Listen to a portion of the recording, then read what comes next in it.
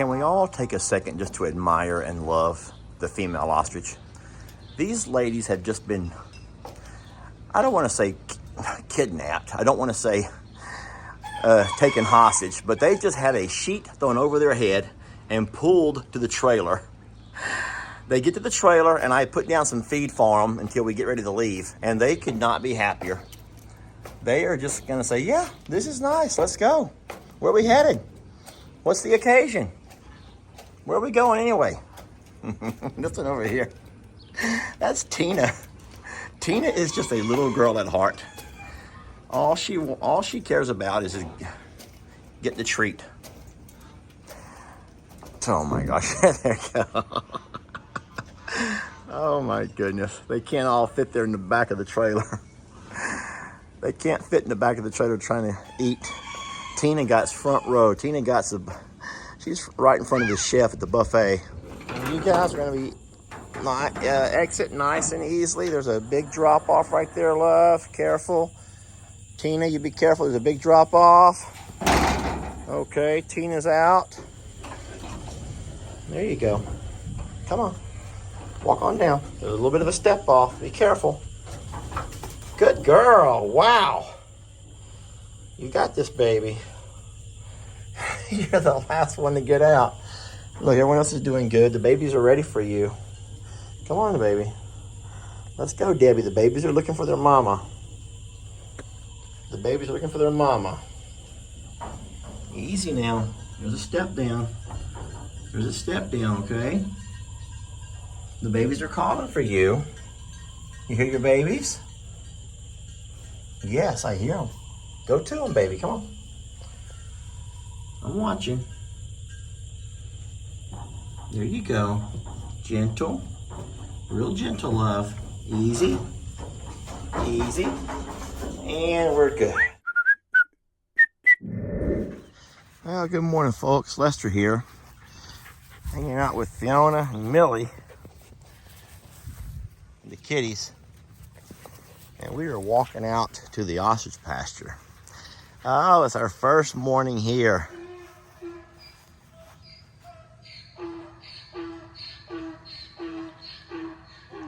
Hey, Beverly.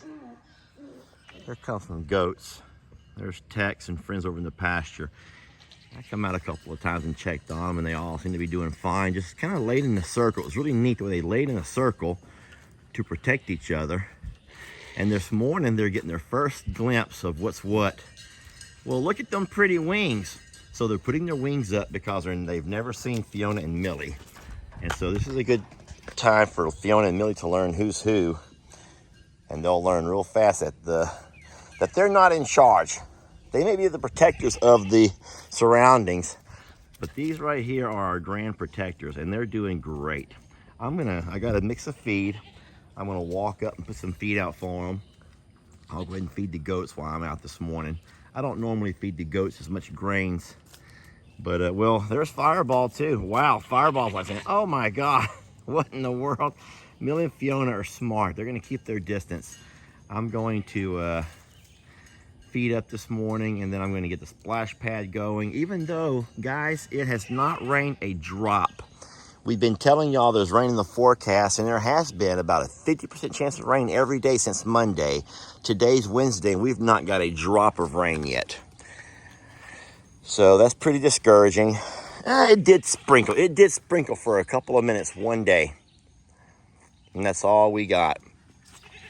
So today I'm going to also open this little dividing gate here between the ostriches and our goats. And let them all form into one pasture.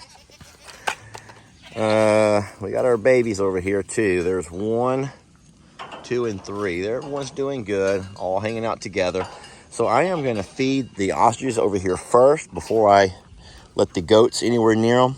Good morning, little babies. Y'all see y'all have your ostrich friends back, your grand protectors. Isn't that awesome? I think so. All right, I need 2 hands for the feed up, guys, and I'll get right back with you. Everyone still seems a little bit out of sorts this morning. No one knows exactly what's going on with anything. Carl does not want the kitty cats anywhere near his babies, which is really cute. He's being the very protective father. I love that about Carl. We all love that about Carl. He knows the goats. Carl already knows the goats. Isn't it great the way Carl lets me in the pasture with the babies, but no one else? You know that even having to load him yesterday, we're not able to utilize Jake as much as we would like to. Carl does not get along with Jake very well either.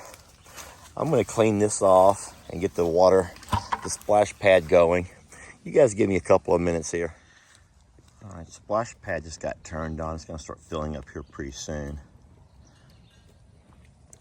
Now, I want to remind you guys that the ostrich family, they do eat grass. They also eat all kinds of insects and lizards, and they're protein eaters. So spiders, anything they find while foraging out across through here is going to be good for their diet. But I think the neatest thing about it is the fact that there's so much shade.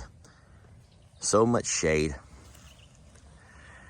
And then I was reading some comments last night, and I'm not going to get on that little rant about negative. Guys, it doesn't matter. I've done what I thought was in their best interest. And hey, I want you to watch something. So Gray Kitty is trying to be sneaky. Gray Kitty's going to try to sneak around the backside. Watch Carl. I don't think that Gray Kitty understands. That's Gunsmoke. I don't think that Gunsmoke understands that Carl's not going to allow a cat inside this pasture with his babies.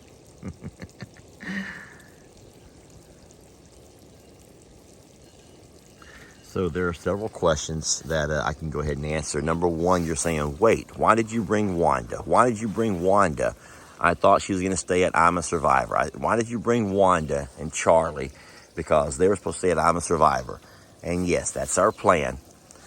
That is our plan, our eventual plan. But right now, with all the adjustments, with having no water, the drought that we're going through, there's no grass, with the abundance of shade and resources that we have here, we just thought it'd be go ahead and bring them all, load them all, start sorting things out as we need to. So when we started loading yesterday, we said, you know what, we're not going to go ahead and separate the baby yet and Wanda yet. We're going to go ahead and just bring them all. They've been getting along so well. And when it gets to that point of the season where breeding season, where Carl starts being more aggressive and wanting the girls all to himself, at that point we can very easily, guys, it's very easy to load Wanda. You just put a pillowcase over her head and pull her right where you want her, and she just goes very obediently. But at that point, we'll decide how we're going to manage that. And every day is kind of a managing day, thinking about what's in their best interest and figuring it out from there. But yeah, that was probably the number one comment yesterday of concern is, why do I see Charlie? Why did you take Wanda? Because we'd said a couple of times that we're going to leave those two back at I'm a Survivor. There was also just much concern about why move them at all. A lot of people did not want to see the ostriches leave. That was just, they've become kind of synonymous with I'm a Survivor. And I will still say there are a number of folks that just refuse to be a part of anything Longhorn Leicester because it doesn't share the same roots as I'm a Survivor. Longhorn Leicester was a purchase, whereas I'm a Survivor was something that you built. And a lot of people enjoy being a part of something that they built. But I don't know why people can't understand that this too is something that you built. This was only possible because of you. I would like you though, if I could snap my fingers and have it my way, and boy, wouldn't we all love to be able to snap our fingers and have it our way. If I could snap my fingers and have it my way, here's what I would like you to do. Here's what I do. I take each and every animal on an individual basis, and I ask myself a question. If I were this animal, if I was Carl, if I was Ringo, if I was Tex, if I was Cornholio, ask any of them. And you take the two properties that they're able to live on, and you ask, at which property would you have your best life? At which property would you be able to live your best life? Well, the pigs would all say, I'm a survivor sanctuary. And you all know the pigs would say that because of the resource we have over there in the big pond. The big pond makes it to where the pigs are able to live their best life by laying up in the barn every night where they like to cozy up together. Big barn, big old barn with a hay floor. And then by day they walk out to that pond, sometimes together, sometimes individually. And they go out to that pond and they plop down in the mud and they literally live their best life. You take Annie and Ernie. They don't live in the woods, guys. The alpacas do not live in woods. Alpacas live in grasslands. And so you ask Annie and Ernie, at what property would you be able to live your best life? And they would also say, I'm a survivor. They have grass in abundance. Now, right now, the grass is not doing so well. But they have grass in abundance. They have a barn that they go inside of. They have our watering station. They have folks that come by and water them down throughout the day on hot days. They have places to go on cold days. So they would both, and they're cautious by nature, so they like the wide openness of I'm a survivor. They can see in every direction.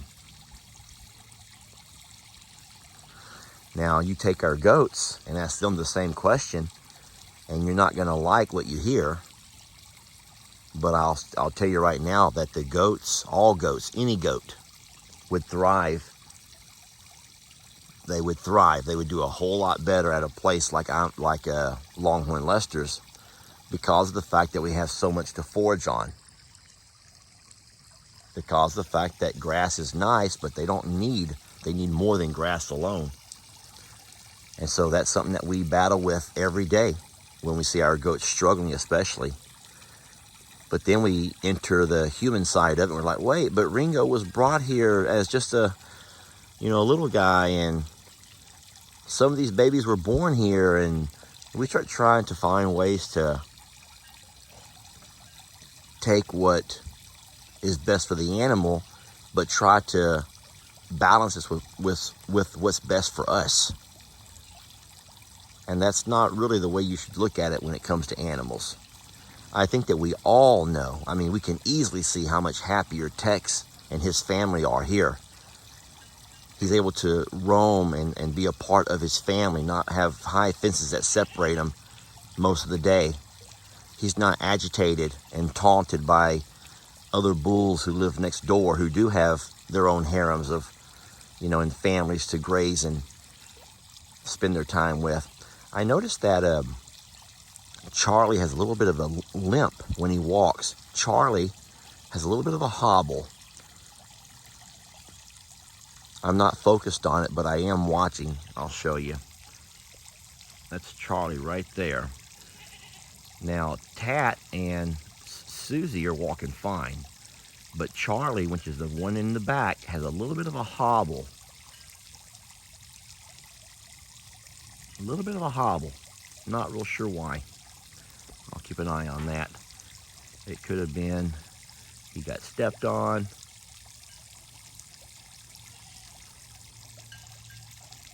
I didn't, it's 8 o'clock. Yeah, see how he's hobbling? Can you guys see that?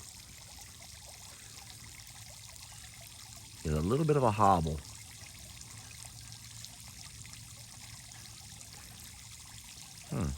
I'll keep an eye on him. I could even catch him if I need to and have a peek at it. It would be nothing broken. It's not a leg. It looks like it's more down inside by the foot. But so we've also taken and done Dixie and Beverly and had a long, hard look at them to think about what life they would be better off at. At the same time, we said, you know what? There's no way Bucky's.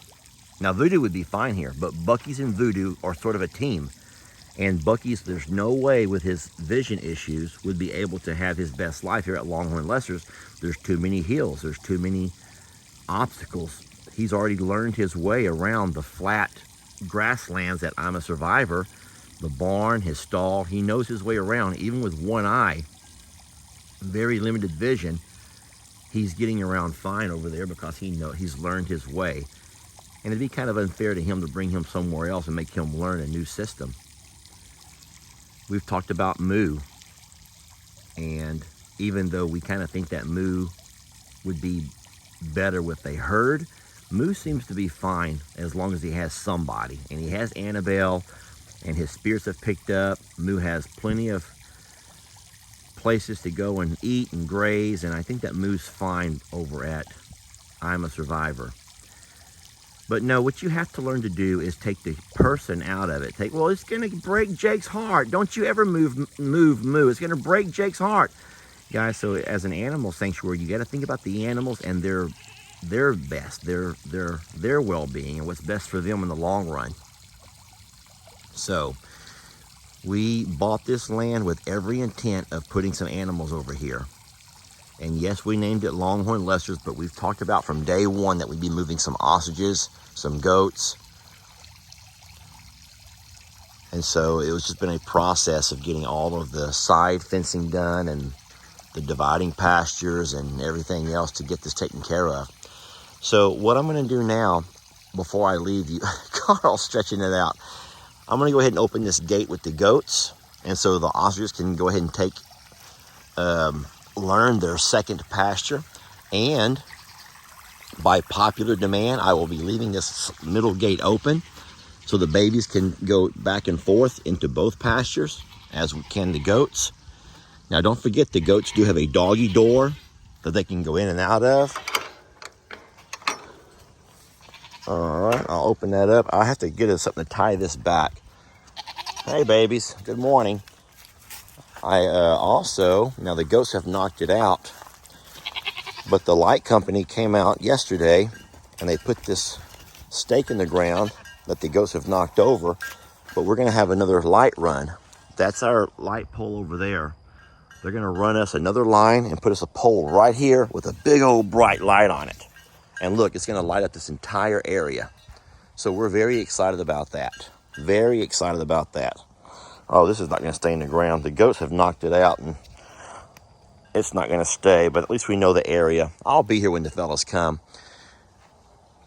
So some goats are going over.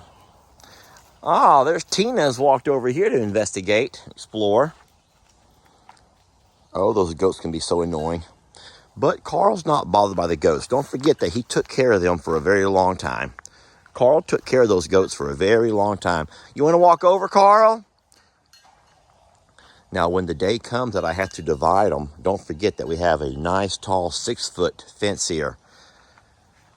And I say if I have to divide them. I have a nice, tall fence here. This is actually taller than 6 foot. I'm 6 foot, and it's over taller than I am. But come on, babies. Come on over here. I want to show you around a little bit. Don't let those annoying... Yeah, look at Charlie hobbling. Come on, Charlie. What's wrong with you? I want to show y'all something, Carl. Look. Carl, look. You can come all the way over to here. The goats are eating all the ostrich food. Oh, these goats. Oh, these goats. Come on, you guys. Walk over here with me. Come here. I want to show you something. All right, so now you see there's a big old double pasture. They have plenty of places to go back and forth. I'm going to get me a chain and tie that middle gate open so it doesn't get closed accidentally. I don't want to close anybody off. I want them to be able to stay together and not to deal with any of the anxiety. Look at this. Look at this. Isn't that what your goats do? Isn't that a goat for you? There they come. Great, Huck. That's just great. Well, looks like Wanda's found where I put the food troughs. I'll put them up nice and high now so the goats can't get to them. Carl and Debbie have chosen to stay on their own side with their babies. Have y'all noticed that? Wanda and Tina came over here. But Carl and Debbie have purposely stayed over on the other side with the babies, and I don't know why. Carl's making his way over, which is cute. The babies have stayed with Mama. Make sure Carl's gonna make sure it's safe. The coast is clear. Baby, don't start doing that mean stuff to me, Pecker. Oh, there's my little Pecker. My Pecker goes with me everywhere, y'all, even the Longhorn Lesters. I never leave my Pecker behind. Sweet baby. I think the babies want to come over. They're not real sure how Carl did that, though. They got to come to the end. Huck's going to show them. Huck's going to show them how to do it. All right, everybody, follow Huck, you little babies. Everyone follow the leader, Mr. Huck. He wears the bell. Carl's like, what the hell is that on his neck? And why is he the leader? Carl, don't ask. Just don't ask. We've already been all through this, Carl. Now, the baby's making that nervous sound because they've gotten separated from Daddy. They're not sure how to find Daddy. They got to learn. This is the end. You come through over here. Go ahead, Mr. Huck. Get a drink, buddy. Carl will go back and get them. Don't worry. Look at Lenny. Lenny is going to try to knock that thing off of a 6-foot high. Oh. Lenny's the only one that might be able to reach them.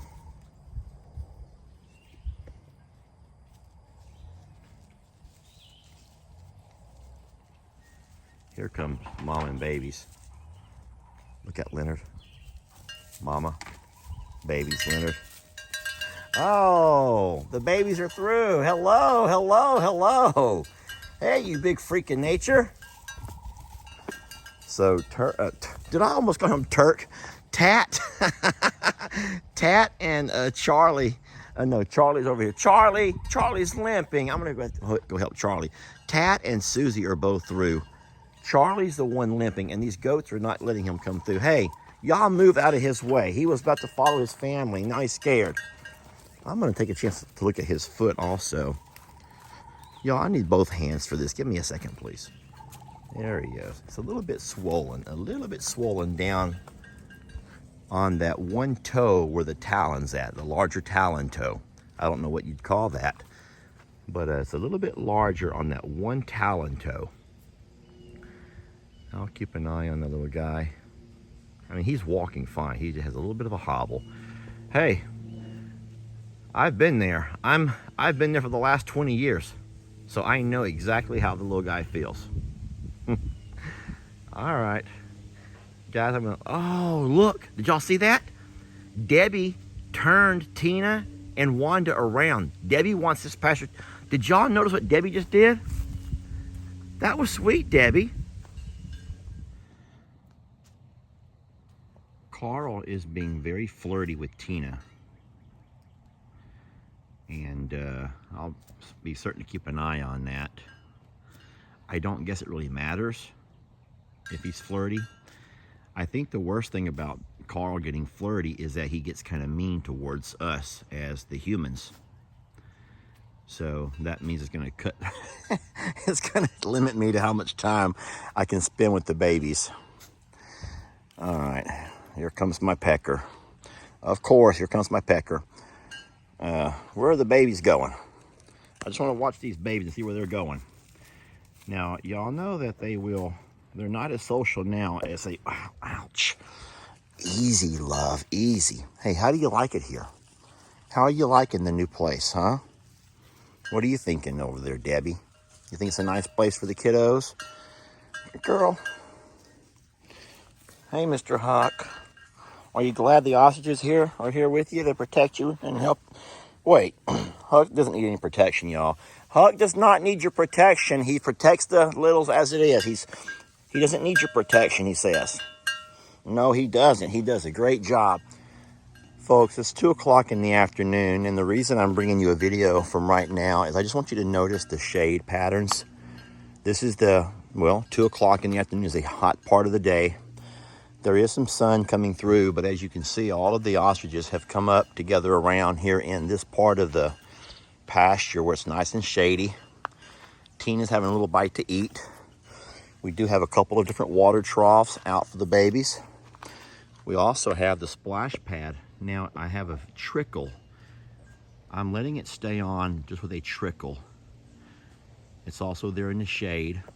And the babies are going up and taking little sips from it, even though these water troughs are small enough to, or they're low enough where the babies can also drink from there, like their parents do. Don't let your troubles fester. Come watch Longhorn Lester. Yeah, something like that.